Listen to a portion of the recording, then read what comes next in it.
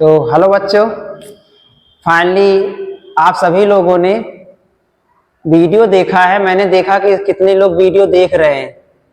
तो मेरे कोचिंग में इतने बच्चे हैं कि शायद वो देख ले तो और व्यू उसमें दिखाई दे। लेकिन अच्छा है, अभी जैसे मैंने पहला जो वीडियो बनाया था फिजिक्स का, जिसमें पूरा सिलेबस डिस्कस किया गया था आप सभी के सामने, तो लगभग बहुत अच्छा उसमें रिस्पॉन्स रहा। 10 लोगों ने वीडियो देखा है।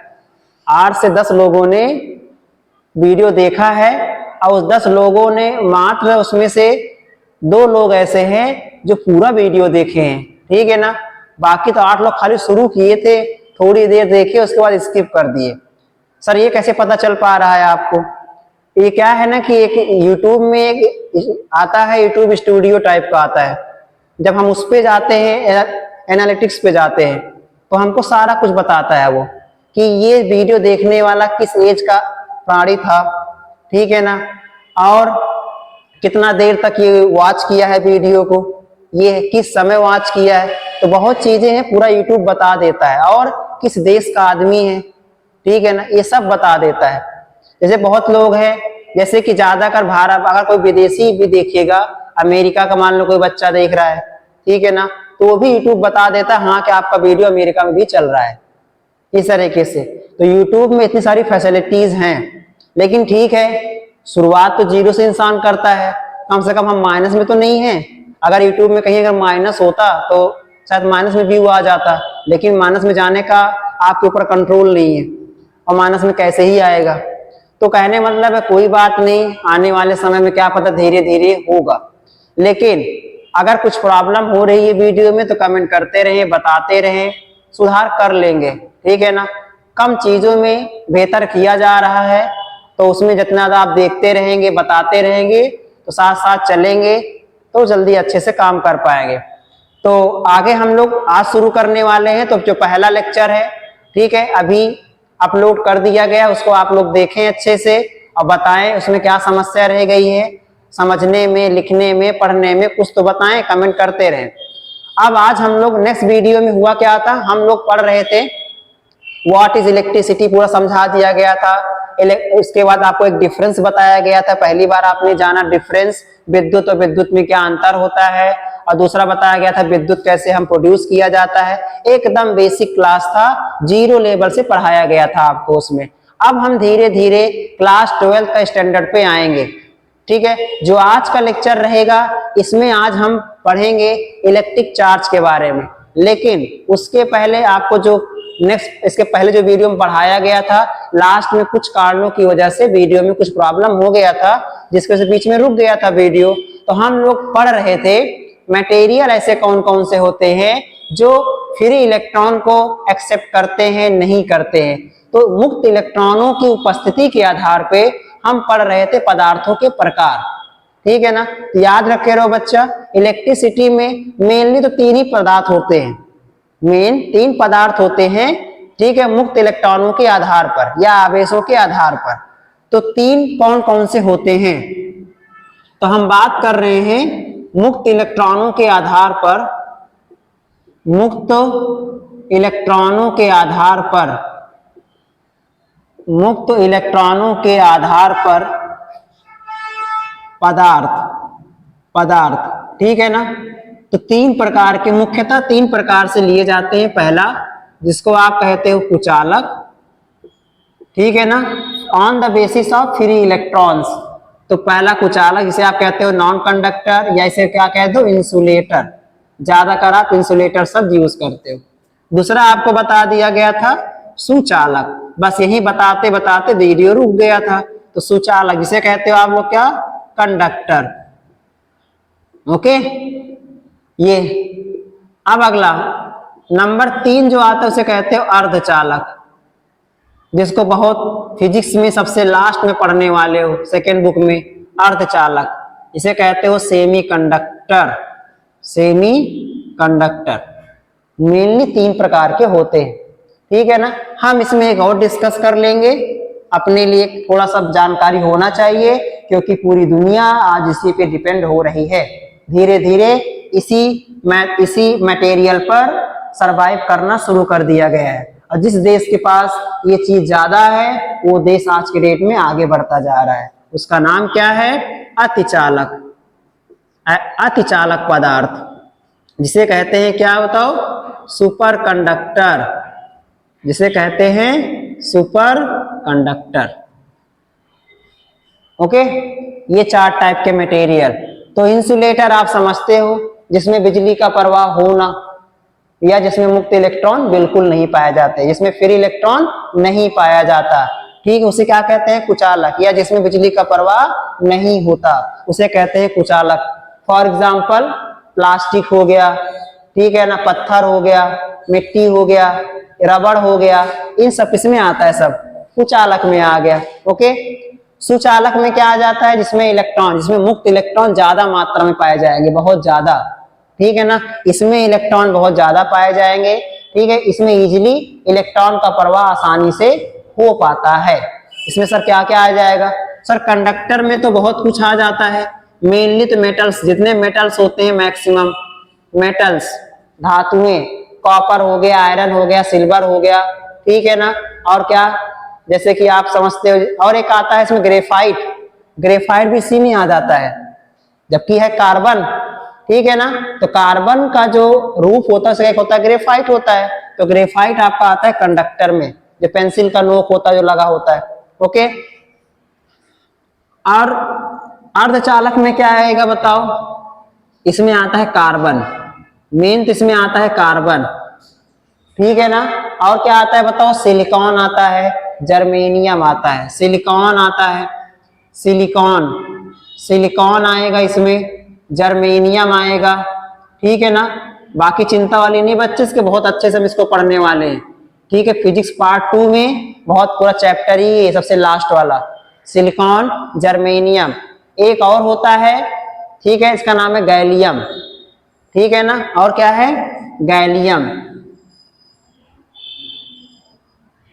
सिलिकॉन, जर्मेनियम और गैलियम, इस तरीके से इसे क्या लिखा जाता है सिंबल के फॉर्म में? SI, जर्मेनियम Ge हो गया, और गैलियम को क्या लिखा जाएगा?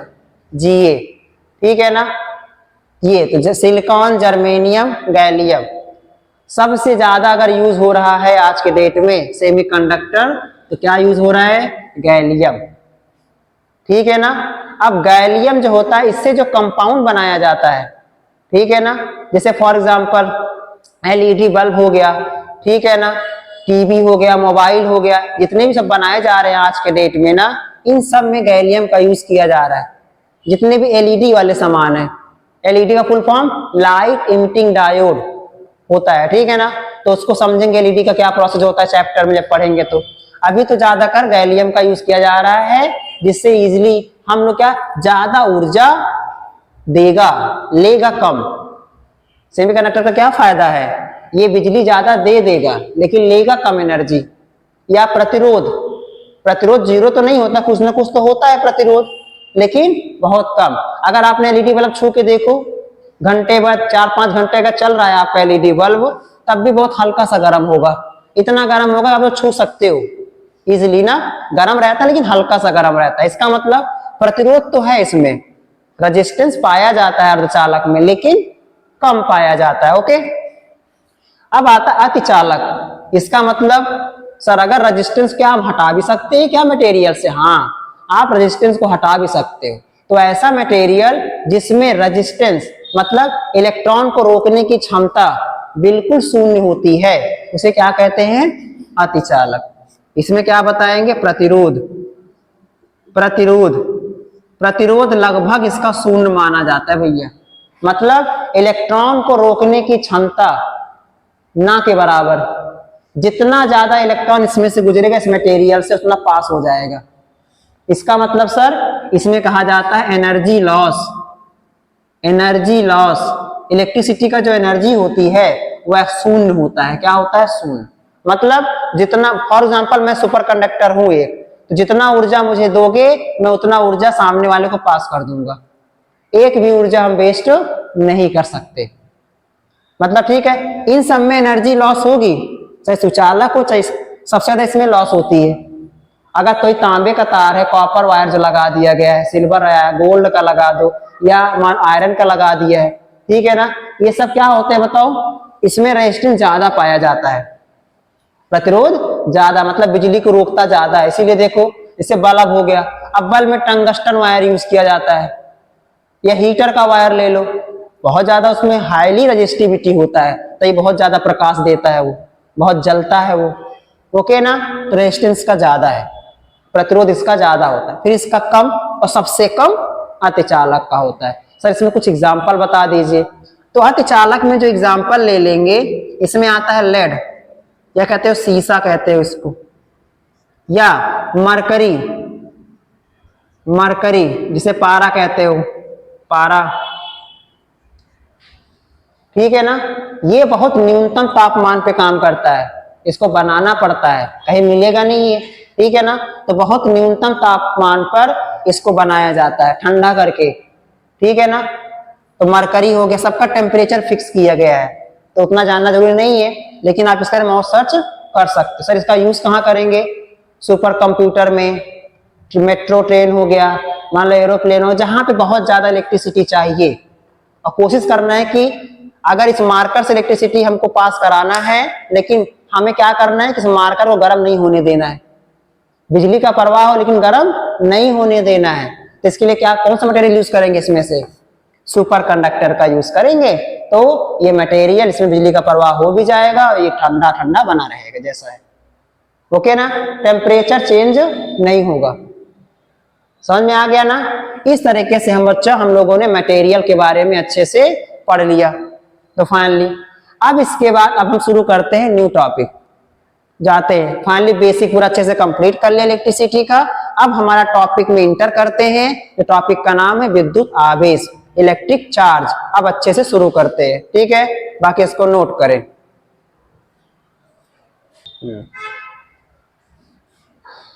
तो बच्चे लोग, आप सभी लोग फाइनली अच्छे से पूरा जितना बेसिक है कंप्लीट कर लिए हो ना। अब हम अपने टॉपिक को आगे बढ़ाते हैं। अब थोड़ा सा आपका वजन बढ़ने वाला है, ठीक है ना, थोड़ा अब लगेगा कि हाँ पीस अब शुरू हुआ है, थोड़ा सा टफ लगेगा, ठीक है। न्यूमेरिकल में इंटर करने वाले हैं, लेकिन न्यूमेरिकल तभी लगा पाओगे जब उसका डेफिनेशन क्लियर होगा, फार्मूला क्लियर होगा, ओके। तो शुरू कर लेते हैं। तो टॉपिक में आज हम शुरू करेंगे, पूरा अच्छे से पढ़ेंगे इलेक्ट्रिक चार्ज के बारे में, बहुत अच्छे से पढ़ेंगे इलेक्ट्रिक चार्ज के बारे में। और आज के दिन जो क्लास जो बच्चा आज कर रहा है, ठीक है, जो देख रहा है, उसका अब 70 नंबर का तो पेपर होता है ना, बता दिया गया है, 70 मार्क का पेपर होता है। इस एक लेक्चर को देखने का फायदा क्या होगा सर, अगर आप इस लेक्चर को पूरा देखते हो, घंटे भर का वीडियो, ठीक है ना, अच्छे से समझते हो, तो आपको 1 नंबर तो फिक्स है, ठीक है ना, 100% श्योर है, 1 नंबर तो पा ही जाओगे, क्योंकि एक क्वेश्चन आना तय है, वो भी 1 नंबर का एमसीक्यू में आता है, ठीक है ना। तो कोई बात नहीं, बूंद बूंद से घड़ा भरता है ना, कहते नहीं है, बहुत बड़ा सिलेबस है फिजिक्स का, हर एक टॉपिक सोचो कि नंबर आएगा तो तभी जाके 70 नंबर होगा, ओके। तो चलो तैयार करते हैं आज 1 नंबर, ठीक है ना। तो हार मत मान जाना, अरे सर इतना काहे मेहनत करा रहे 1 नंबर के लिए, हम तो सब ऐसे छोड़ देते हैं, नहीं नहीं, ऐसा बिल्कुल मत करना, ठीक है। तो विद्युत आवेश,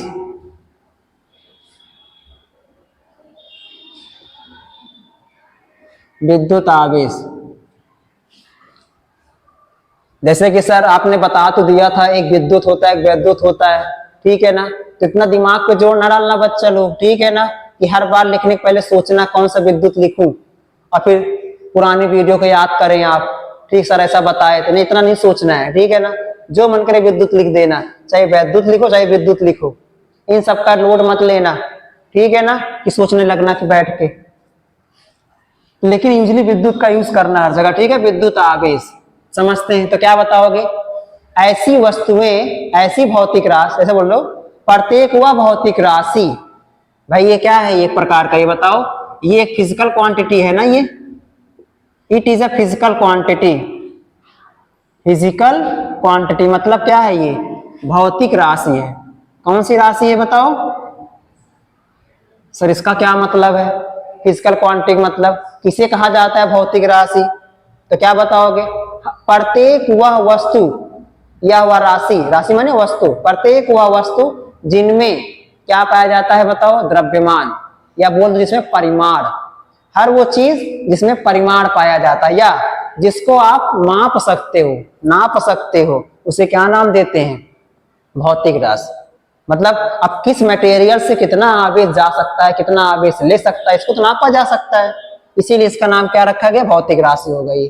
जिसको, ठीक है, यहाँ समझ में आ गया ना बेसिक, हर वो चीज जो आप नाप सकते हो उसे क्या कहते हो, भौतिक राशि। और नापने के लिए क्या चाहिए बच्चा, परिमाण। इसका मतलब सर इलेक्ट्रिक चार्ज में क्या पाया जाता है बताओ, परिमाण, जिसे कहते हो मैग्नीट्यूड। मैग्नीट्यूड कंपलसरी है, ठीक है, इसका ध्यान रखना। और एक बात, direction not present, direction not need भैया, डायरेक्शन नहीं चाहिए, दिशा नहीं चाहिए हमको इसके लिए कि हम आवेश का पता करें दिशा, कि मेरी बॉडी से, मेरी बॉडी को कल रगड़े थे ना, आज फिर से रगड़ देते, अब मेरी बॉडी को फर्श पे रगड़े, उसके बाद चेक कर रहे हो, फर्श पे देख रहे हो कि इलेक्ट्रॉन किस दिशा में जा रहा है, उत्तर में कि दक्षिण में कि पूरब में कि पश्चिम में, तुमको तो इलेक्ट्रॉन दिखाई देगा नहीं पहली बात, क्योंकि तो ऊर्जा है, ऊर्जा को आप तो देख नहीं सकते, खाली महसूस करते हो। ओके, इसका मतलब इलेक्ट्रिक चार्ज को रिप्रेजेंट करने के लिए केवल क्या चाहिए बताओ, मैग्नीट्यूड, परिमाण। सर परिमाण का मतलब समझते हो गया है, इतना सबको पता होगा। परिमाण का मतलब क्या होता है सर, परिमाण का मतलब जो जिसमें एक नंबर पाया जाता है, आंकिक मान, और साथ में क्या जोड़ दो, यूनिट, साथ में क्या लगा दो, यूनिट। समझ में आया ना, इसका याद रखे रहना। सर एग्जांपल लेके बताइए, जैसे कि देखो इलेक्ट्रिक चार्ज का जो यूनिट होता है ना, वह होता है कूलम। क्या होगा बताओ, कूलम, जिसको हम लोग सी से दिखाएंगे शॉर्ट फॉर्म में। चलो यूनिट मिल गया। तो अगर हमें बताना है कोई मटेरियल ए है, तो बताओ, अगर मान लो कोई बॉडी है, कोई बॉडी है, कोई मटेरियल है, अब इस पे चार्ज मैं लिख देता हूं कितना, +2 इलेक्ट्रॉन, इस तरीके से मैंने लिख दिया +2 इलेक्ट्रॉन। या मैं क्या लिख सकता हूं बताओ, -3 इलेक्ट्रॉन लिख सकता हूं, क्योंकि चार्ज प्लस में भी होता है, माइनस में भी होता है। इसका मतलब चार्ज पॉजिटिव भी होता है, चार्ज निगेटिव भी होता है। ओके ना, तो यहां पर तो बताओ कि क्या हो जाएगा।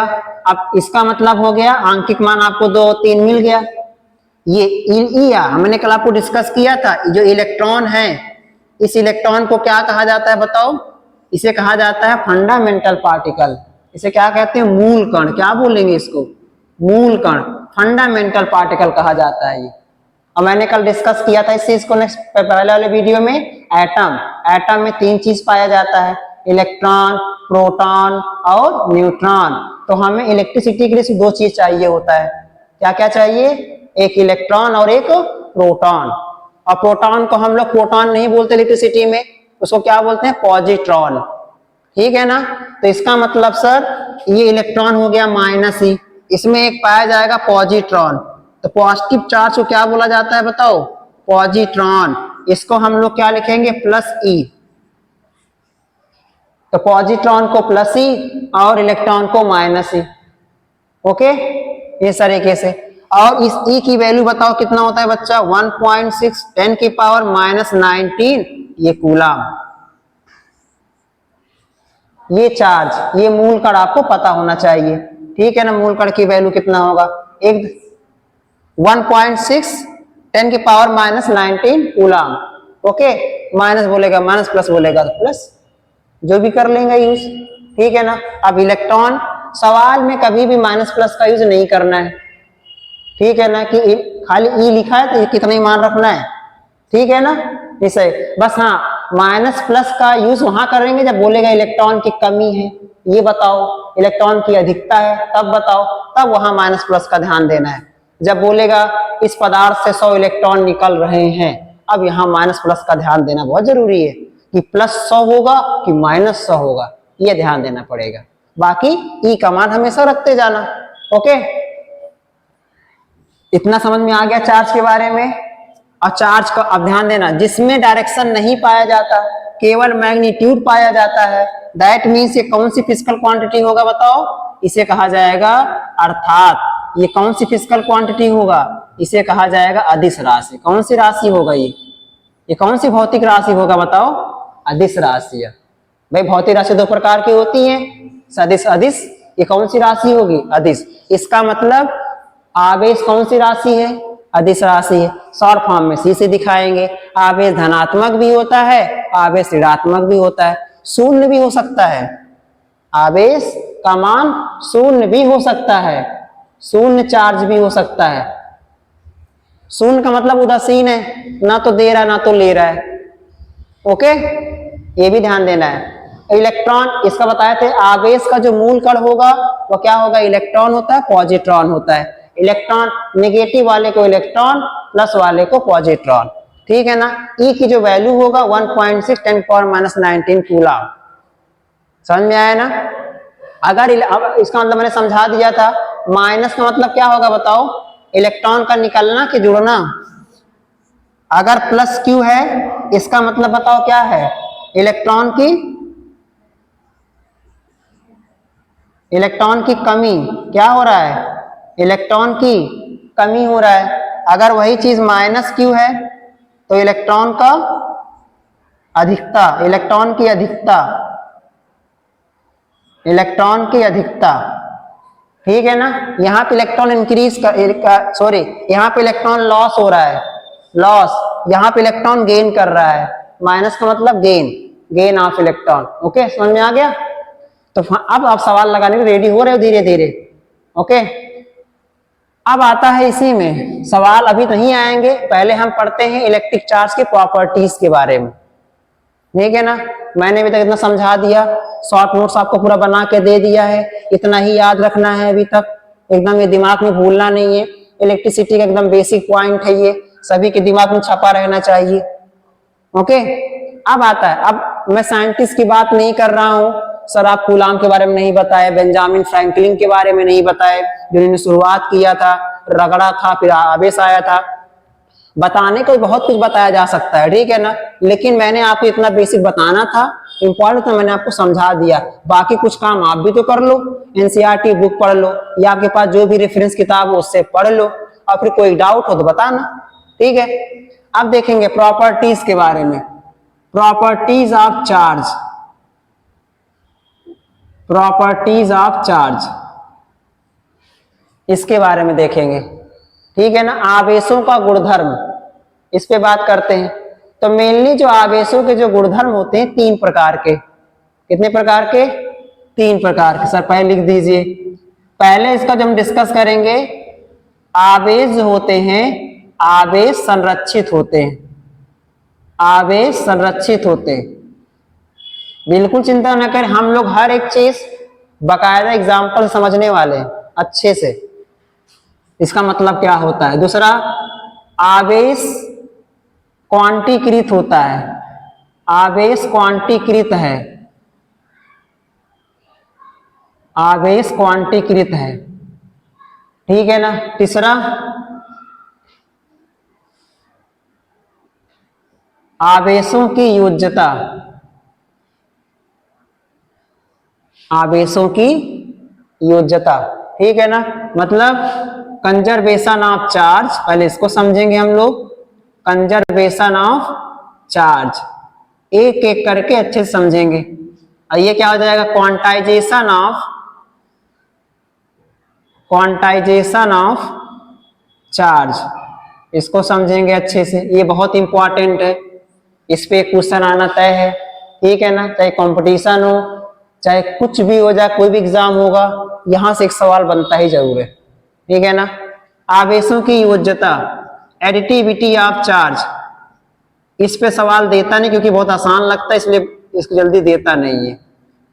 एडिटिविटी ऑफ चार्ज या चार्जेस। अब हम इसको समझते हैं बारी बारी तीनों टॉपिक, और फिर उसके बाद हम न्यूमेरिकल लगाएंगे। तो आज का अपना पूरा टॉपिक यही वाला है अच्छे से। ठीक है ना। अब शुरू करते हैं पहला वाला। पहले मैं इसको मिटा देता हूं, सभी लोग अच्छे से लिख लिए ना। अब हम शुरू करते हैं उसको।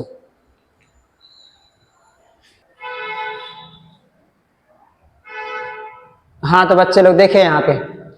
तो फाइनली आवेशों का गुणधर्म तीनों आपको बता दिया गया है। ठीक है, पहले दिमाग में बैठा रहे रहना कि आवेशों के तीन प्रकार के गुणधर्म पाए जाते हैं। इन तीनों पे अभी समझते हैं डेफिनेशन क्या है, इसका परिभाषा जो कैसा क्या होगा, इसका अर्थ क्या है, उसके बाद फिर आपको एकदम क्लियर हो जाएगा, तब कुछ क्वेश्चन सॉल्व कर सकते हो। तो पहला आप क्या लिखा गया है, आवेश संरक्षित होता है। तो संरक्षण का मतलब पहले तो ये आपको पता होना चाहिए। तो आवेश तो समझ चुके हो अभी तक, ठीक है ना। अब संरक्षण, तो संरक्षण से कहते हो क्या बताओ, कंजर्व या कंजर्वेशन कहते हो, कंजर्वेशन। इसका मतलब क्या होता है, कोई भी चीज, कोई भी वस्तु है, ठीक है ना, कोई भौतिक राशि है मान लो, अगर समय के अनुसार, समय तो बदल रहा है, समय तो हमेशा ही बदल रहा है, समय कभी भी कांस्टेंट नहीं हो सकता, time never be constant. Time चाहे दुनिया में कुछ हो या ना हो, ठीक है, लेकिन समय हमेशा ही बदलता रहेगा।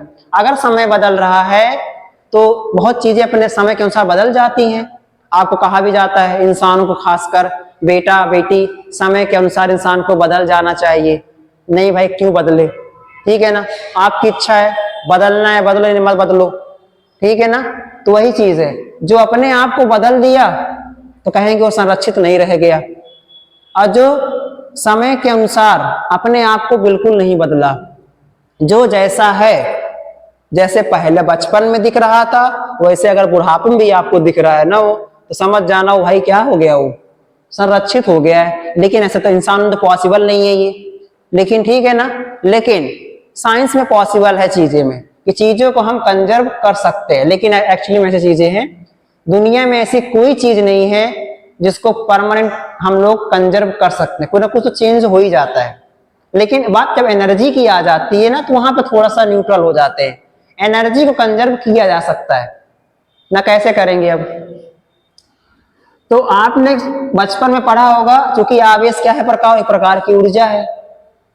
अगर बोला जाए आवेश संरक्षित होता है तो आवेश तो ऊर्जा है, और आपने बचपन में पढ़ा भी है क्लास 9-10 में कि ऊर्जा संरक्षण का सिद्धांत, law of conservation of energy. ऊर्जा ना तो उत्पन्न कर सकते हैं ना ही नष्ट कर सकते हैं, केवल रूप बदल सकते हैं, रूपांतरण कर सकते हैं एक बॉडी से दूसरे बॉडी में, ये तो कर सकते हैं ना। और अल्टीमेटम जितना मेरी बॉडी से निकलेगा एनर्जी, उतना ही दूसरी बॉडी में एनर्जी जाएगा, थोड़ी ज्यादा हो जाएगा। सेम चीज, अब ऊर्जा हटा दो, वहां पे क्या लगा दो, आवेश। आवेश ना तो उत्पन्न कर सकते हैं ना ही नष्ट कर सकते हैं, केवल आवेश को स्थानांतरित, ट्रांसफर कर सकते हैं one body to another body, इस तरीके से। That is called law of conservation of charge, ठीक है ना। इसे कहते हैं आवेश संरक्षण का सिद्धांत। सर समझाइए कैसे। फॉर एग्जाम्पल, अगर मेरे पास, मैं अपनी बॉडी से 2 इलेक्ट्रॉन दे रहा हूं, ठीक है ना, तो अगली बॉडी में 2 ही इलेक्ट्रॉन जाएगा। जैसे हमने समझाया था आपको ना, कि मैं अगर सोडियम के पास 1 इलेक्ट्रॉन है, 1 इलेक्ट्रॉन दे सकता है, और क्लोरीन 1 इलेक्ट्रॉन ले सकता है, ओके। इसका मतलब इसके पास +1 इलेक्ट्रॉन था, इसके पास -1 इलेक्ट्रॉन था। अल्टीमेटम अगर दोनों देखो, जब इन दोनों को, जब इसमें से आयन नहीं निकला था, पहले ये क्या था बताओ, पहले ये सोडियम सर ये था, ये पहले क्या था सर, पहले ये क्लोरीन था, ओके। अभी देख रहे हो, अभी इसके पास कितना इलेक्ट्रॉन है बताओ, 18 इलेक्ट्रॉन है। इसके पास, सॉरी, इसके पास कितना इलेक्ट्रॉन है, 11। इसके पास कितना इलेक्ट्रॉन है बताओ, 17। चलो बताओ, जब ये पॉजिटिव आयन और ये निगेटिव आयन नहीं बनाया था, तब बताओ नंबर ऑफ इलेक्ट्रॉन कितना है। नंबर ऑफ इलेक्ट्रॉन पहले कितना था, 11 + 17 कितना है बताओ, 7, 1, 8, 2, 1, कितना इलेक्ट्रॉन हो गया बताओ, 28 इलेक्ट्रॉन हो गया। अब देखना, चलो अब बताओ, after removing electron, after gaining electron, अब जैसे ये इलेक्ट्रॉन ये निकाल दिया, इसके पास कितना इलेक्ट्रॉन बचेगा बताओ, 10। इसके पास कितना इलेक्ट्रॉन बचेगा सर, 18 इलेक्ट्रॉन, क्योंकि तो बढ़ जाएगा 1 इलेक्ट्रॉन, माइनस का मतलब बढ़ जाएगा। अब बताओ नंबर ऑफ इलेक्ट्रॉन कितना हो गया सर, 10 + 18 कितना हो गया बताओ। तो क्या कुछ बदला क्या, लो इलेक्ट्रॉन लेना देना, लेने देने के बाद कुछ नहीं बदल रहा है। यही चीज कहलाता है कंजर्वेशन, ठीक है ना। चाहे तुम्हारी बॉडी से कुछ भी निकल गया, ठीक है ना, आखिरकार जब बाद में तुम्हारी बॉडी से निकला है, जैसे फॉर एग्जांपल मेरी एनर्जी जो है कहीं ना कहीं तो जा रही है, क्योंकि मैं तो थकूंगा भाई, लगातार अगर आपको मैं पढ़ा रहा हूं तो मैं थकूंगा, तो मेरी एनर्जी कहाँ जा रही है, कुछ हीट के फॉर्म में, कुछ काइनेटिक के फॉर्म में चल फिर रहा हूं, गतिज ऊर्जा, ठीक है ना, कुछ क्या है साउंड एनर्जी, कुछ मांसपेशियां भी हैं वो भी गेन कर रही है, पोटेंशियल एनर्जी, ये सब में चेंज हो रही है। ओके, तो कहीं ना कहीं मेरी भी एनर्जी बॉडी की निकल रही है, कहीं पे अलग अलग अलग रूपों में जा रही है, इसका मतलब मेरी भी एनर्जी क्या है, कंजर्व हुई। समझ में आ गया ना। इस तरीके से मैंने आपको समझा दिया कि कैसे आवेश संरक्षित होता है। तो इलेक्ट्रॉन का लेना देना हमेशा बराबर होता है। इसी बात को साइंटिस्ट ने नोटिस किया क्या, कभी आपने कभी देखा होगा क्या, तो देखो यहाँ मैं कुछ एग्जांपल लिख रहा हूं यहाँ पे, हाँ उसके पहले ध्यान देना, यहाँ पे जो संरक्षण है, इस संरक्षण के लिए जो सिस्टम होना चाहिए, किसी भी चीज को संरक्षित करने के लिए सिस्टम होना चाहिए, कोई सिस्टम बनाया गया होगा, कुछ निकाय तो होना चाहिए, सिस्टम से कहते हो निकाय। तो कोई भी चीज को संरक्षित करने के लिए अपने पास एक सिस्टम होना चाहिए, निकाय। उस निकाय का नाम क्या है बच्चा, उसे कहते हैं आइसोलेटेड सिस्टम। क्या कहते हैं उसको, आइसोलेटेड सिस्टम, मतलब इसे कहते हैं विलगित निकाय। इसे क्या बोलेंगे, विलगित निकाय।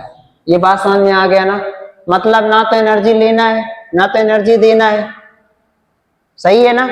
जैसे आप फॉर एग्जांपल अगर मैं समझाने का प्रयास करूं, विलगित निकाय का मतलब जैसे आपका मिल्टन का जो बोतल आता है पानी वाला, ठीक है ना, उसमें महंगा वाला जो बोतल आता है 800-900 वाला, सस्ता वाला की बात नहीं कर रहे हैं, ठीक है ना। उसमें क्या होगा, पानी भर दिए, ठंडा पानी भर दिए तो ठंडा ही बना रहता है।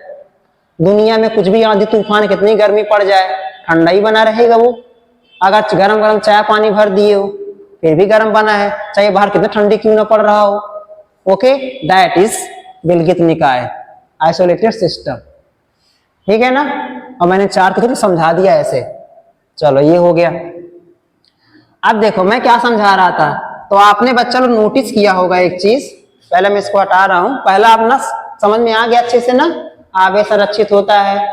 रिपीट कर देते हैं, आवेश ना तो उत्पन्न कर सकते हैं ना ही नष्ट कर सकते हैं, केवल इसको हम स्थानांतरित कर सकते हैं, ठीक है, एक बॉडी से दूसरी बॉडी में। कैसे कर सकते हैं मैंने यहाँ बता दिया गया है। आफ्टर ऑल, लेने के पहले देने के बाद, ठीक है ना, इलेक्ट्रॉनों की संख्या क्या होती है, बराबर होती है। जब संख्या बराबर, इसका मतलब इलेक्ट्रॉन कहा जाएगा संरक्षित हो गया। ओके, अब आता है दूसरा वाला। आप देखो तो मैं क्या कह रहा हूं, अगर आप थोड़ा बहुत अगर आपको केमिस्ट्री पता होगा, आता होगा, आई होप कक्षा 12 में सभी लोग हो, तो थोड़ा बहुत केमिस्ट्री आता होगा, ठीक है ना। तो मैं इतना आशा कर सकता हूं आपसे। तो देखें, मैं केमिस्ट्री में क्या आना जरूरी है सर, देखो आपने देखा होगा सोडियम हो गया, सोडियम के ऊपर क्या लगता है बताओ, प्लस। अगर मान लो मैंने लिखा कैल्शियम, तो क्या लगता है बताओ, +2 लग गया। बताना कुछ गलत लिखेंगे, क्योंकि मैं तो टीचर फिजिक्स का हूं ना, मुझे केमिस्ट्री कहां से आएगी ना, क्योंकि मेरा तो भाई नहीं पढ़ाते तो नहीं आता। लेकिन बताना कुछ अगर गलत होगा तो। सोडियम कैल्शियम, अगर मैं सर एक और लिख दीजिए इसी बात पे, एल्यूमिनियम +3 लिख दिया मैंने, ठीक है ना। अब देखना, निगाहें खोल के एकदम बैठे, कुछ ऑब्जर्व करना है, मैं पूछूंगा इसमें आपको क्या दिखाई दे रहा है। अब मैं लिखता हूं भैया क्लोरीन, तो क्लोरीन माइनस लगाया, ओके, क्लोरीन माइनस लगाया। उसके बाद फिर मैं लिख देता हूं सल्फर, सल्फर पे -2 लगाया। नाइट्रोजन लिख दिया, नाइट्रोजन पे -3 लगा दिया, ठीक है ना। इन्हें क्या कहते हैं बताओ, वैलेंसी संयोजकता कहते हो ना, केमिस्ट्री में पढ़े हो। लास्ट ऑर्बिट में जितना इलेक्ट्रॉन होगा उतना ही दे सकते हो। इलेक्ट्रॉन हमेशा कहां से निकलता है, लास्ट ऑर्बिट से निकलता है, ऐसा नहीं बीच में से निकल जाएगा। फॉर एग्जांपल 2, 8, 1, इलेक्ट्रॉन यहां थोड़ी निकलेगा, कहां से निकलेगा, हमेशा अंतिम कक्षा से निकलेगा। ओके, बीच में से नहीं निकल सकता, बोर साहब ने बताया था आपको, तो पढ़ाएंगे आपको हम भी जब आपको एटम के बारे में, तो वहां केमिस्ट्री मेरा अच्छे से चलेगी, तो मुझे केमिस्ट्री अच्छे से आना शुरू हो जाता है सेकंड पार्ट जब पढ़ाऊंगा आपको, ठीक है ना। तो वहां कहोगे सर केमिस्ट्री तो आप ही पढ़ाए तो सही रहता। वहां मेरा बहुत पसंदीदा चैप्टर है मेरा एटम और न्यूक्लियस। तो देखें यहाँ पे आप क्या ऑब्जर्व कर रहे हो सर, यहाँ पे +1 है, +2 है, +3 है, +1 +2 +3। ओके, फिर आपने क्या देखा सर, -1 -2 -3, -1 -2 -3। बताओ इन सब नंबर्स को क्या कहा जाता है? अगर मैं सबको मिला के लिख देता हूं, +1 +-2 +-3 +-4, इन्हें क्या कहा जाता है बताओ? इंटीजर, पूर्णांक। क्या कहते हैं उसको? यही तो कहते हो ना, इन्हें सब क्या कहते हो बताओ? पूर्णांक, इंटीजर। लो ये सर, इसमें मैथ भी आ गया, फिजिक्स में मैथ भी आ गया, ठीक है ना। अभी तक तो केमिस्ट्री में था, मैथ भी घुस गया इसके अंदर। देखेंगे यहाँ पे इन सबको क्या कहते हैं? पूर्णांक, इंटीजर कहते हैं ना।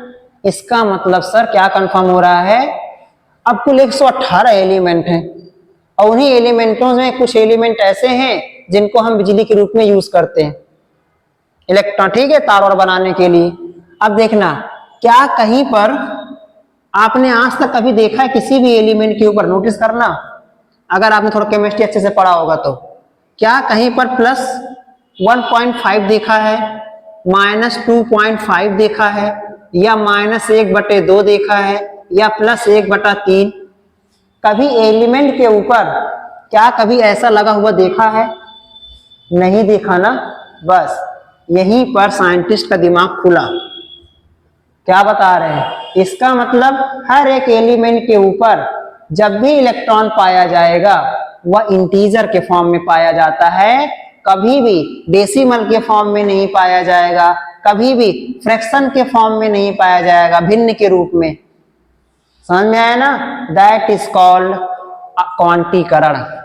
इसे कहते हैं क्वांटाइजेशन ऑफ चार्ज। प्रत्येक मटेरियल पर, ठीक है ना, प्रत्येक वस्तु पर जो आवेश निकलेगा या लेगा, चाहे आवेश निकले चाहे आवेश ले रहा हो, चाहे चार्ज निकल रहा हो चाहे चार्ज ले रहा हो, हमेशा एक पूर्णांक नंबर के रूप में ही लेना है और देना है। कभी भी डेसिमल में नहीं लेना है, फ्रैक्शन में नहीं लेना है। इसे कहते हैं आवेश का क्वांटीकरण। क्या समझ में आया बात ना? इसका मतलब अगर मेरी बॉडी से भी इलेक्ट्रॉन निकलेगा ना तो हमेशा इसी नंबर के फॉर्म में निकलने वाला है। अब मैं कहूं, सवाल पूछेगा कैसे आपसे, क्या किसी वस्तु से 1.5 इलेक्ट्रॉन्स निकलना संभव है? सर नहीं संभव है। क्यों? क्योंकि आवेश का क्वांटीकरण कहता है किसी बॉडी से जब भी इलेक्ट्रॉन निकलेगा वह हमेशा इलेक्ट्रॉन का पूर्ण गुणज होता है, इलेक्ट्रॉन का पूर्ण गुणज। अर्थात इसका मतलब क्या है? आवेश हमेशा ±NE के फॉर्म में होगा। ये इसका फॉर्मूला बन गया, ये n हो गया ना, ये n बराबर 1 2 3 4। समझ में आया ना? ये इसका पहला फॉर्मूला आपको मिल रहा है, आवेश का क्वांटीकरण का ये फॉर्मूला बन जाएगा। इलेक्ट्रॉन हमेशा पूर्णांकों के गुणा के रूप में पाया जाएगा। ऐसा नहीं कि आवेश का मान डेसिमल में नहीं आएगा, नहीं, आवेश का मान डेसिमल में हो सकता है लेकिन इलेक्ट्रॉनों की संख्या डेसिमल में नहीं हो सकती है। मैं क्या समझा रहा हूं? n का मान कभी भी, ठीक है ना, फ्रैक्शन भिन्न या दशमलव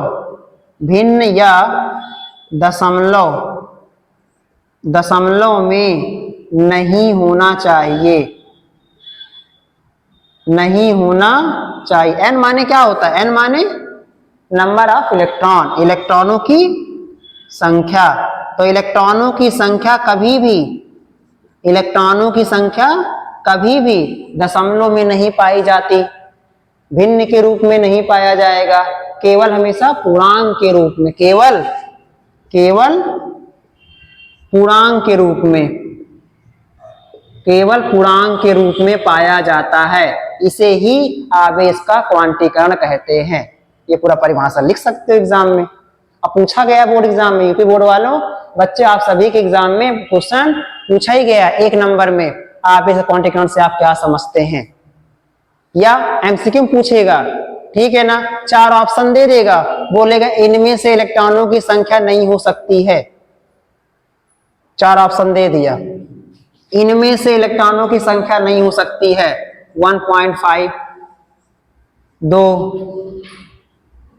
दे दिया, 1, 0, इनमें से इलेक्ट्रॉनों की संख्या नहीं हो सकती है। कौन सा ऑप्शन सही है? पहला वाला सर, 1.5 तो नहीं हो सकता, ठीक है ना, 0 तो हो सकता है। 0 मतलब ना तो हम देना है हमें ना तो लेना है, हम न्यूट्रल है, न्यूट्रॉन, इस तरीके से। समझ में आया ना?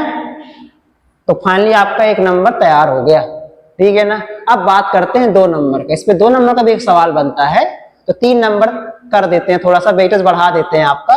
तो 70 में फाइनली आप 70 में अभी तक 1 नंबर कम कर लो अपना, 69 नंबर, बस चिंता इसकी करना, इसका चिंता खत्म, 1 नंबर का चिंता खत्म हो गया आपका, ठीक है ना। अब हम 2 नंबर की चिंता और करते हैं, उसको भी खत्म करते हैं करके। चलो देखो, अब इस पे हम सवाल लगाएंगे। ई का मान कितना होता है मैंने बता दिया है आपको ना। चलो इस पे कुछ सवाल लगा के सर बताइए, फिर हम इस पे आ जाते हैं जल्दी से। ओके, इतना अच्छे से नोट कर लिए, एकदम अच्छे समझ में आ रहा हो सभी को ना। चलो थैंक यू, लिखो इसको भैया। क्या नाम बताई थी बच्ची अपना? कीर्ति। समझ में आ रहा कीर्ति? आपका नाम भैया? नरेश, तनिष, तनिष, अच्छा। नहीं, हमें लगता इनका नाम कीर्ति, तो इनका नाम कीर्ता होना चाहिए था, या कीर्तन रख देते, अच्छा नाम था कीर्तन। हाँ हाँ, यही होता है कीर्तन, ठीक है। लोग घर में ऐसे तो नाम रखते हैं ना भाई, बेटे का नाम आयुष, उसका नाम आयुषी बेटी का, पहले ही कंफर्म हो जाता, आने के पहले ही, बच्चा अभी डिलीवर भी नहीं हुआ है, ठीक है ना, तो उसका हो जाता है कि हमारे पेरेंट्स ऐसे ही नाम रखते हैं, इसका नाम आयुष, इसका नाम आयुषी, ठीक है ना। जैसे फॉर एग्जाम्पल अगर मान लो बेटे का नाम अंकित है तो बेटी का नाम अंकिता रखेंगे, जैसे बेटे का नाम आदित्य है तो बेटी का नाम आदिति रख देंगे, इस तरीके से, जिससे कि समाज जान पाए ये दोनों भाई बहन हैं। मतलब ऐसे विश्वास नहीं हो रहा है ना कि ये दोनों भाई बहन हैं, तो बेहतर इनका नाम ऐसा रख दो कि लोग जान जाएंगे कि इस तरह से। फॉर एग्जाम्पल अब कोई गांव में जो लोग होते कि ठाकुर आ रहे ठाकुर, तो एक को ठाकुराइन बोल देंगे ना। तो अंग्रेजी में एक सौ शब्द होता है ना, मतलब आइन लग जाए, आइन, ठीक है, होता है। जैसे अब बोलना तो नहीं चाहिए, तो नहीं है हर जगह। अपने इंडिया में जितने भी कास्ट होते हैं ना, उनके पीछे खासकर औरतों के लिए एक शब्द यूज किया जाता है, आइन। कुछ भी हो जाए, जो भी मर्द होगा, ठीक है, जिस जाति का मर्द होगा उसके पीछे आइन लगा देंगे, औरत की जाति बन जाएगी, ठीक है ना। तो औरत की जाति हमारे इंडिया में औरत डिसाइड नहीं कर रही है, उसका पति डिसाइड कर रहा है कि भैया अब उनको, मतलब औरत को आईना शादी के बाद दिखता है, ठीक है ना। अब फाइनली मेरा वजूद सामने आया है, ठीक है ना। तो वही है, ठाकुर है ठाकुराइन बन गए, गुप्ता है तो गुप्ताइन बन गए, इस तरीके से ना। अब और कहना नहीं सकते, बुरा लगता है बहुत चीजों में, ठीक है ना, और जोड़ नहीं सकते हैं, ठीक है ना, बड़ा विवाद हो जाता है और कास्ट का नाम ले लेंगे तो याद रखे रहना भैया इसको भी, क्या बताया जाए, अब समाज है ऐसे ही चलता है।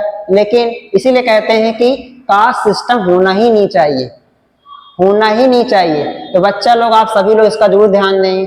कोई भी अगर आपसे नाम पूछा करे तो केवल अपना एक लौता नाम बताया करो, आगे वाला नाम, सरनेम वाला नहीं, पाछे वाला नाम नहीं बताने का, ठीक है ना। बोलो भैया तुम कौन हो, ठीक है ना। अक्सर मुझसे भी लोग पूछते ही है, मैं तो नहीं लगाता, लेकिन अगर मैं उसको अपना नाम बताया आदित्य कुमार, या खाली आदित्य ही बोला, तो ना उसके आगे क्या, मतलब पीछे जानना चाहते उसके पीछे क्या, क्योंकि इंसान जब उसके पीछे वाला मामला जान लेता है, उसके हिसाब से अपना इमोशन चेंज करता है, वो अपना साइकोलॉजी, अपना भावना, ठीक है ना। अगर सेम बिरादरी का मिल गया, चेहरे पर अलग ही रौनक आ जाता है, ठीक है ना। और अगर हम जैसे उम्र के लड़के मिल जाएं, ठीक है ना, तो रिश्ता जोड़ना शुरू कर देते हैं, ठीक है ना। इसका मतलब है चलो भैया फाइनली लड़का मिला तो इसका ध्यान रहे, तो इस सबसे दूरी बनाए। पढ़ा लिखा इंसान वही है जो पहला काम जात पात से आप ऊपर उठ गए हो, ठीक है ना। तो अपने नाम के पीछे जाति ना लगाया करो, ना बताया करो। सब लोग इंसान हो, इंसानियत से ज्यादा बड़े कोई जाति नहीं है, सो ठीक है ना। खाली अपना नाम बताओ, उतने में खुश रहो, कुछ भी हो जाए नो, हमें नहीं बताना, ठीक है ना। तो देखें यहाँ पे, तो हम बता सवाल, मैं बच्चा लोग सवाल देता हूं मैं। एक कूलाम में, बहुत फेमस सवाल है मेरा ये, मुझे बहुत पसंद है इसको। एक कूलाम में इलेक्ट्रॉनों की संख्या, चलो पता करते हैं। और ये सवाल इतनी बार रिपीट किया एग्जाम में, पूछो नहीं। एक कूलाम में इलेक्ट्रॉनों की संख्या की गणना कीजिए। एक कूलाम में इलेक्ट्रॉनों की संख्या की गणना कीजिए। गणना करना है, बताना नहीं है कि डायरेक्टली इसका आंसर लिख दो, ठीक है ना। How to calculate number of electron in one coulomb, ठीक है ना। Calculate number of electron in one coulomb of charge, in one coulomb of charge. इस सवाल को समझ लो, रट लो, बैठा लो दिमाग में। आपके एमसीक्यू में क्वेश्चन पूछा जाता है, या जो भी थोड़ा बहुत जानकार है फिजिक्स के, अगर कुछ बात करे तो आपसे पूछ लेंगे इसके बारे में, ठीक है ना। सर एक कूलाम होता क्या क्या है, तो आज पता चल जाएगा कि एक कूलाम में कितने इलेक्ट्रॉन होते हैं। अब इसका मतलब नहीं सर एक कूलाम का मतलब एक इलेक्ट्रॉन, नहीं, ठीक है ना। इलेक्ट्रॉनों की संख्या कौन डिसाइड करता है? इलेक्ट्रॉनों की संख्या, किसी भी वस्तु से कितने इलेक्ट्रॉन निकलेंगे कौन डिसाइड करता है? सर इलेक्ट्रॉन संख्या इलेक्ट्रॉन डिपेंड करता है इलेक्ट्रॉन, ठीक है ना। अब देखो यहां पे आपके लिए मैंने बता दिया सर फॉर्मूला क्या होता है, Q बराबर क्या होता है Ne। Q बराबर मैंने बता दिया है, सवाल लगाते समय प्लस माइनस का यूज नहीं करने का, क्योंकि सबको पता है मीनिंग, आपको डोंट वरी, ठीक है। अब बताओ n माने क्या है, बताओ इलेक्ट्रॉनों की संख्या ना, n माने इलेक्ट्रॉनों की संख्या, वही तो हमको निकालना है ना। n बराबर क्वेश्चन मार्क हो गया। Q माने क्या होता है, आवेश। आवेश का मान कितना सवाल में दिया है बताओ, एक कूलाम। तो Q का मान कितना दिया है, एक कूलाम दिया है।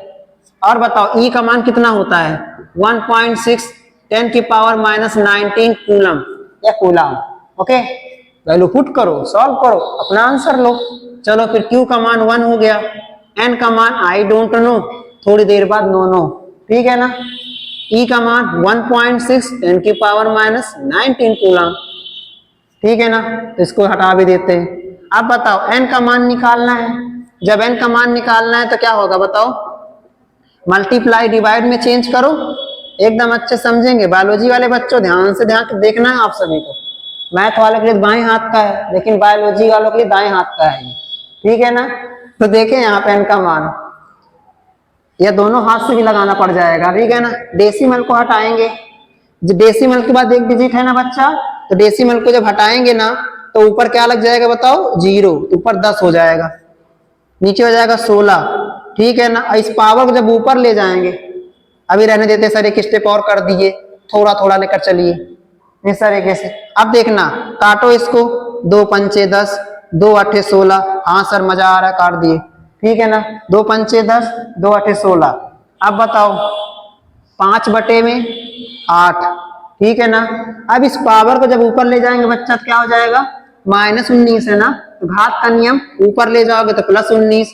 ऐसे यहां लिख देता हूं +19, और ये n का मान हो गया, सही है ना।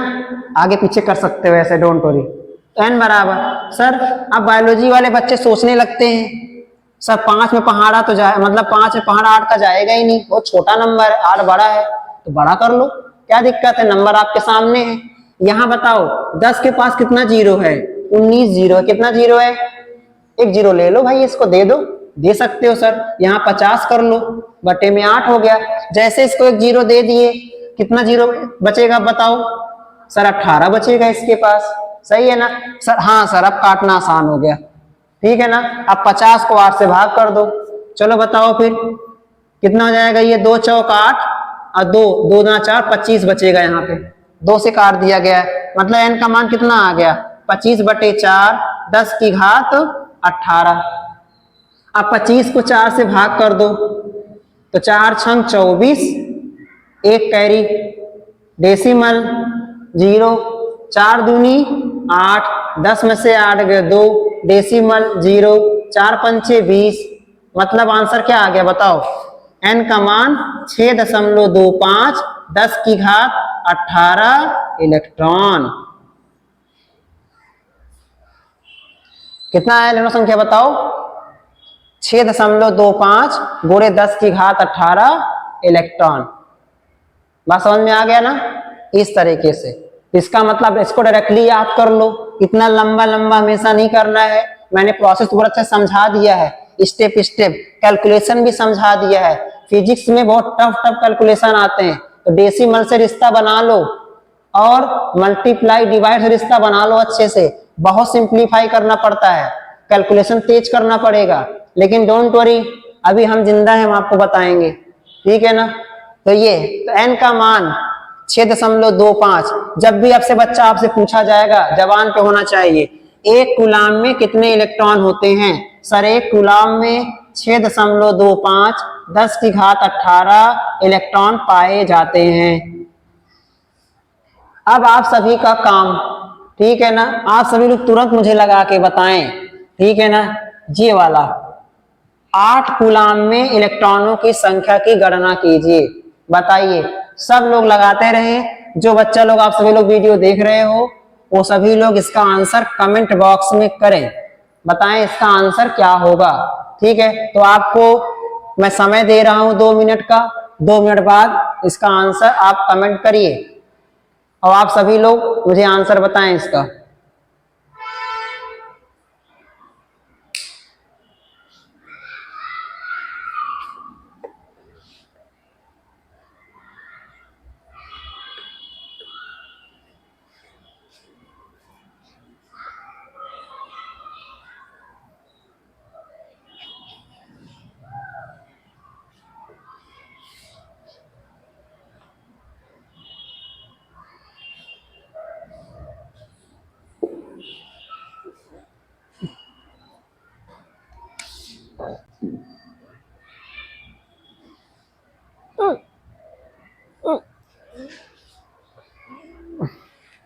आ गया क्या?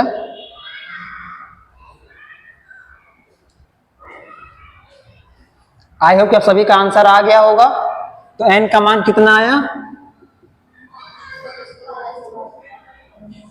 एक लोग बोलिए कितना आया? Minus plus 19 electron. तो सभी का आई होप इतना आया होगा, 5 गुणे 10 की घात 19 इलेक्ट्रॉन। क्या इतना ही आया है सभी का? आप लोग का भी आया होगा ना इतना, 5 गुणे 10 की घात 19 इलेक्ट्रॉन, ठीक है ना। आया होगा यस कमेंट कर दीजिए, ठीक है ना। मैं आपसे विश्वास करके चल आगे बढ़ू फिर ना, इतना ही आ रहा होगा, मैं लगा नहीं रहा हूं। हाँ मैं विश्वास करता हूँ, ठीक है ना, मुझे विश्वास है कि आप सभी लोग अच्छा ही लगाए होगे। अब मैं सवाल चेंज करता हूं, ठीक है ना। अब बताओ 3.2 कूलाम में इलेक्ट्रॉनों की संख्या, 3.2 में इलेक्ट्रॉनों की संख्या, प्रैक्टिस करो अच्छे से। बताओ number of electron in 3.2 coulomb, बताओ इनका मान कितना आया?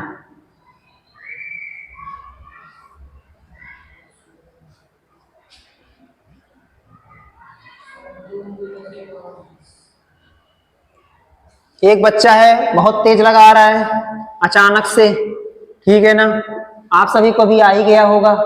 तो कितना आ गया बताओ? 2 गुणे 10 की घात 19 इलेक्ट्रॉन, इतना ही आ रहा है, ठीक है।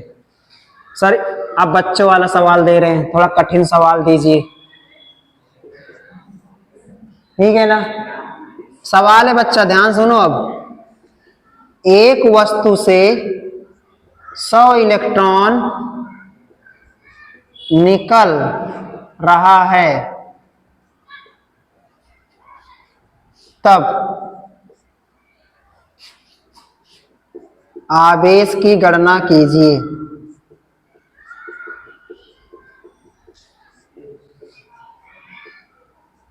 चलो बताओ, एक वस्तु से 100 इलेक्ट्रॉन निकल रहा है तब आवेश की गणना कीजिए। मतलब कोई एक ऑब्जेक्ट है, उसमें से 100 इलेक्ट्रॉन रिमूव हो रहा है, रिमूविंग 100 इलेक्ट्रॉन, कैलकुलेट चार्ज। आवेश का मान बताओ इस बार।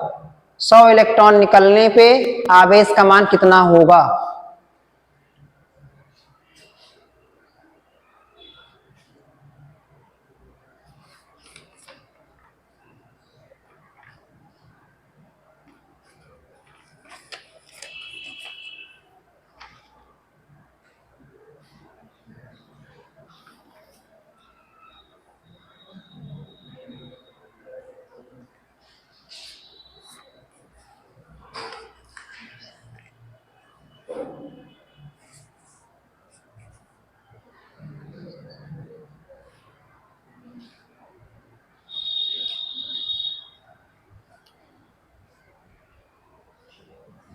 आया क्या?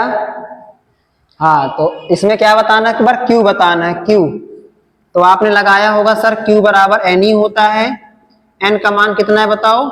100। ई का मान कितना है? 1.6 10 की पावर -19। आया कि नहीं समझ में? 100 इंटू ई का मान रख दिया गया है। अब देखो कुछ नहीं करना है, तो 1.6, ये 19 में से 2 जीरो और कम कर दो, 19 में 2 जीरो कम कर दो, तो कितना हो जाएगा बताओ? ये -17 कूलाम। अब बताओ, सवाल अब चेंज करा इसमें। अब बताओ आवेश का नेचर क्या होगा? Nature of the charge. ये क्यू बताओ पॉजिटिव होगा कि निगेटिव होगा? ये जो आंसर आया है इसका नेचर क्या होगा, पॉजिटिव कि निगेटिव? बताओ क्या लगता है? अभी समझाया गया था। निकल रहा है, निकल रहा है मतलब क्या है? कमी। निकल रहा है मतलब क्या है? कमी। और जब भी इलेक्ट्रॉन निकलता है तो वस्तु पे कौन सा चार्ज आएगा? प्लस। वस्तु पे कौन चार्ज आएगा? हाँ, इसका मतलब ये नेचर कैसा होगा इसका? पॉजिटिव। तो सवाल ऐसे पूछेगा, एक वस्तु से 100 इलेक्ट्रॉन, एक वस्तु में 100 इलेक्ट्रॉन की कमी हो रही है, तो आवेश की संख्या और उसका नेचर बताइए, प्रकृति बताइए कि पॉजिटिव होगा कि निगेटिव। तो सवाल में छिपा है उसका आंसर। ओके बच्चा लोग, अगर निकल रहा है मतलब कमी हो रहा है, कमी का मतलब प्लस ले लेना। अगर बोला 100 इलेक्ट्रॉन जुड़ रहा है तब तो ये निगेटिव में हो जाता। ओके, और सब पॉजिटिव कैसे आ गया? निकल रहा है मतलब माइनस, इलेक्ट्रॉन का मान माइनस, दोनों मिलके प्लस। तो ऐसे ऐसे ऐसे लगा लो, या तो आप अगर आपका मन करे तो एक सर इलेक्ट्रॉन का मान माइनस में होता है और इलेक्ट्रॉन निकल रहा है तो माइनस में हो जाएगा, तो ये प्लस में आ गया आंसर। ओके, अब हम एक सवाल और आपको देते हैं, फिर पढ़ते हैं, नेक्स्ट टाइप बढ़ते हैं फिर। हाँ, एक सवाल और अच्छा सा है, चलो इसको ट्राई करो। सवाल देगा, अल्फा कण के नाभिक में, अल्फा कण के नाभिक में इलेक्ट्रॉनों की संख्या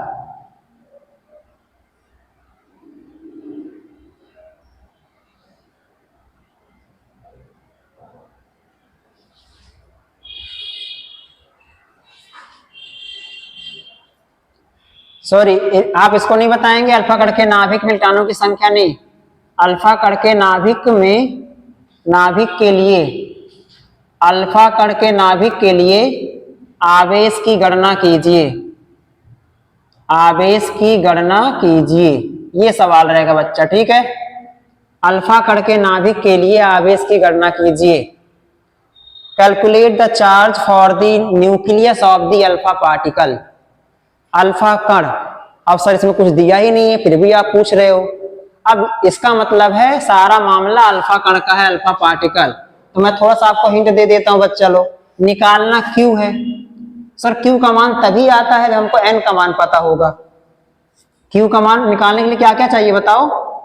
एन और ई चाहिए। ई तो आपको बचपन से पता चल गया है, जो पढ़ लेते हो बचपन में हो जाता है, ठीक है ना। ये इस तरीके से ई का मान तो बचपन से पता है आपको, एन का मान नहीं पता है। अगर आप एन पता कर लो सवाल लग जाएगा। कैसे लगाओगे बताओ? एन अल्फा कण जो होता है ना, इसे कहा जाता है भैया हीलियम का नाभिक। हीलियम का क्या होता है? ये हीलियम के नाभिक के बराबर होता है इसका मान। तो बताओ हीलियम के पास कितना इलेक्ट्रॉन होता है? 2 इलेक्ट्रॉन। सर हीलियम के पास पाया जाता है 2 इलेक्ट्रॉन, इसका मतलब एन का मान कितना मिल गया? 2। एन का मान 2 मिल गया। अब बताओ क्यू का मान कितना होगा? जब एन का मान 2 हो गया तो क्यू का मान बताओ कितना होगा? सर 3। सर क्यू बराबर एनी, एन का मान 2, 1.6 10 की पावर -19, तो क्यू का मान 3.2 10 की पावर -19 कूलम। ओके, अब मैं आप सभी को इसी आवेश पर एक सवाल दूंगा, लेकिन उसको मैं बताऊंगा नहीं। वो आप सभी लोग पहले ट्राई कर लो, उसके बाद उसका सॉल्यूशन मैं बताऊंगा नेक्स्ट वीडियो में। अभी आपके लिए काम में सवाल दे रहा हूं, थोड़ा सा दिमाग लगाना पड़ेगा, केमिस्ट्री का रूल लगाना पड़ेगा, लेकिन कहां से कैसे लगाओगे मैं चाहता हूं एक बार आप उसको प्रयास कर ले बच्चे लोग, और जब प्रयास करें तो बहुत कुछ सीखेंगे उससे, ठीक है ना। सवाल सुनने में देखने में बहुत छोटा होगा, लेकिन आप उसको जब लगाओगे तो बड़ा मजेदार होगा। अरे अच्छा रायन बन गया ये, ठीक है ना। तो बताएं सवाल क्या बच्चा? एक कप जल में, एक कप जल में, एक कप जल में कितने धन तथा ऋण, कितने कितने एक कप जल में कितने धन तथा ऋण आवेश होंगे? यही सवाल है। एक कप जल में कितने धन तथा ऋण आवेश होंगे? How many positive and negative charge, how many positive और नेगेटिव चार्ज इन 1 कप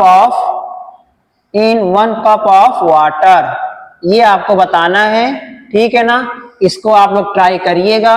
हम बढ़ेंगे नेक्स्ट टाइप की तरफ। टाइप नंबर 3 जो हम लोग पढ़ रहे थे उसको समझ लेते हैं।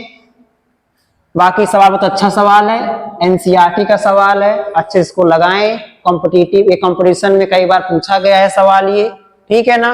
ये सवाल आप ट्राई करिएगा लगाने का। आवेश निकालना है, इसका मतलब आपको नंबर ऑफ इलेक्ट्रॉन पता करना है कि एक कप पानी में, ठीक है ना, कितने इलेक्ट्रॉन होते हैं। अगर ये आप पता कर लिए तो आप सवाल लगा ले जाओगे। तो इसमें जो मेन, मैं हल्का सा हिंट आपको दे रहा हूं, क्या निकालना है? Number of electron. ओके, इसमें एक चीज और नोट कर लेना, पानी कितना होगा? वाटर लगभग लेना है आपको 250 ग्राम, 250 ग्राम वाटर है, तब सवाल जल्दी लगा पाओगे आसानी से। मतलब एक कप जल में कितना पानी आएगा? 250 ग्राम पानी। ओके, इतना पानी के लिए पता करना है कितना इलेक्ट्रॉन होगा। इलेक्ट्रॉन पता कर लोगे सवाल लग जाएगा, ठीक है। ग्राम, 250 ग्राम वाटर मास में दिया है। ओके, ml में मत यूज करना, ग्राम में यूज करना, ठीक है। हल्के से मैं हिंट और दे देता हूं, इसमें मोलों की संख्या लगाना पड़ेगा, ठीक है ना। नंबर ऑफ मोलों की संख्या के थ्रू इसको लगा सकते हो, ठीक है ना। चलो फिर मैं आगे बढ़ता हूं। तो अभी अब आता है नंबर 3, क्या था बताओ? आवेशों की योज्यता। आवेशों की योज्यता, आवेशों की योज्यता, additivity of charge, additivity of charges, additivity of charges, आवेशों की योज्यता, ये क्या होता है?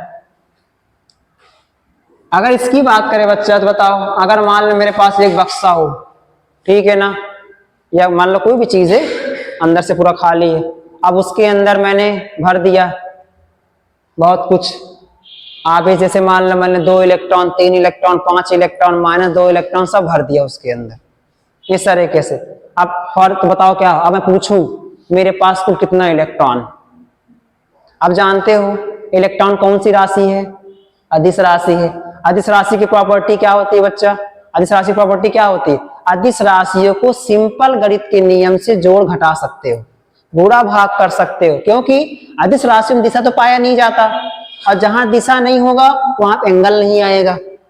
मतलब आप साइन, कॉस, टैन, कॉट, सेक, कॉसेक इससे बच जाते हो। ठीक, इसका यूज कहां करते हो बताओ, सदिश राशियों में। सदिश राशियों में आपको एंगल का यूज करना पड़ता है, लेकिन अदिश राशियों में कोई भी एंगल का यूज नहीं कर पड़ता। पता लगा हम एक चार्ज यहां रखे, एक चार्ज यहां रखे, कौन सा कितने एंगल पे रखा है दोनों, नहीं, हम चार्ज के लिए एंगल नहीं पता करते। बस हम क्या करेंगे, इसमें 3 इलेक्ट्रॉन है ना, इसमें 2 इलेक्ट्रॉन है, 5 इलेक्ट्रॉन हो गया, या इसमें -3 इलेक्ट्रॉन था, इसमें -2 इलेक्ट्रॉन था, कितना इलेक्ट्रॉन, -5 इलेक्ट्रॉन, या इसमें -3 इलेक्ट्रॉन था, इसमें +1 इलेक्ट्रॉन था, तो -3 + 1 -2 इलेक्ट्रॉन बचा। इस तरीके से तो कहने मतलब है आवेशों की योज्यता क्या बताता है, किसी भी निकाय में अगर बहुत सारे आवेश हैं, जैसे मान लो फॉर एग्जांपल यहाँ पे Q1 था चार्ज, यहाँ पे Q2 था, यहाँ पे Q3 था, यहाँ पे Q4 था। अब मैं बोलूं कि बताओ टोटल चार्ज कितना होगा, टोटल चार्ज कुल आवेश बताओ कितना होगा, बताओ, कुछ नहीं करना है, साइन के साथ सबको जोड़ लेना है, साइन के साथ सबको जोड़ लो, जितना आंसर आएगा वही कहलाएगा इसका कुल आवेश। बात समझ में आया ना, इस तरीके से। अब मैं कहूं एग्जांपल सवाल अगर एक बना के दूं, एक सवाल, एक वस्तु है जिस पर एक निकाय में इसे कहेंगे निकाय, एक सिस्टम में एक निकाय में +2 इलेक्ट्रॉन, -3 इलेक्ट्रॉन, -5 इलेक्ट्रॉन, +5 इलेक्ट्रॉन आवेश उपस्थित हैं, आवेश उपस्थित हैं। बताओ कुल आवेश कितना होगा, कुल आवेशों की संख्या बताओ कितना हो गया, कुल आवेशों की संख्या बताओ कितना होगा। तो बस कुछ नहीं सर करना है, जब कुल आवेश बस सबको 2 electron, -3 electron, -5 electron, +5 electron, -5 + 5 cut ही गया, ठीक है ना, -3 में 2 घटा दिए तो -1 इलेक्ट्रॉन, ठीक है ना। उस सिस्टम के ऊपर कितना आवेश बचेगा, -1 इलेक्ट्रॉन, जो एक साथ हो जाएंगे। इसका मतलब सर इलेक्ट्रॉन या आवेश एक दूसरे को कैंसिल करते रहते हैं, अगर आपस में जुड़े तो क्या करेंगे, वो एक दूसरे का मान को कम कर देंगे या बढ़ा देंगे। जब तक दूर दूर हैं तब तक स्वतंत्र हैं, जैसे पास में आए शेयर किए अपना हाल चाल, तो या तो कमी हो जाएगा दोनों के बीच में कुछ ना कुछ, या तो वृद्धि हो जाएगा, ठीक है ना। अक्सर दो लोग जब जुड़ते हैं तो वृद्धि ये होता है, कमी तो कमी दिखता है, ठीक है ना, ठीक है ना। तो ठीक है, आप समझ लो अपने, कुछ लोग कांस्टेंट होते हैं दूसरी बात है, लेकिन अक्सर ऐसा होता है कि अब देखो यहाँ पे कमी निकला ना, यहाँ पे 4 लोग जुड़े थे, 4 लोग में देखो एक लोग बहुत ज्यादा कम हो गया, और ज्यादा लोग जहां जाएंगे वहां कमी हो ही जाती है, ठीक है ना। तो कम से कम में वृद्धि ज्यादा होती है। इस तरीके से बच्चा आज हम लोगों ने पूरा अच्छे से चार्ज के बारे में, ज्यादा इस पर सवाल वाल नहीं बनता क्योंकि बेसिक चीज है इसलिए बनाता नहीं है, और आएगा तो आप समझ में आ गया है, ठीक है ना। तो फाइनली आज का लेक्चर बहुत अच्छा रहा है, आई होप कि आपको बहुत खुशी के साथ बहुत पूरा लेक्चर देखे होंगे, ठीक है ना, और पूरा वीडियो बहुत आपको पसंद आया होगा। बाकी देखते रहो, समझते रहो, पढ़ते रहो, हंसते रहो, मुस्कुराते रहो, ठीक है ना। ऐसे बाकी नेक्स्ट वीडियो में जल्दी मिलते हैं, थैंक यू। चलो।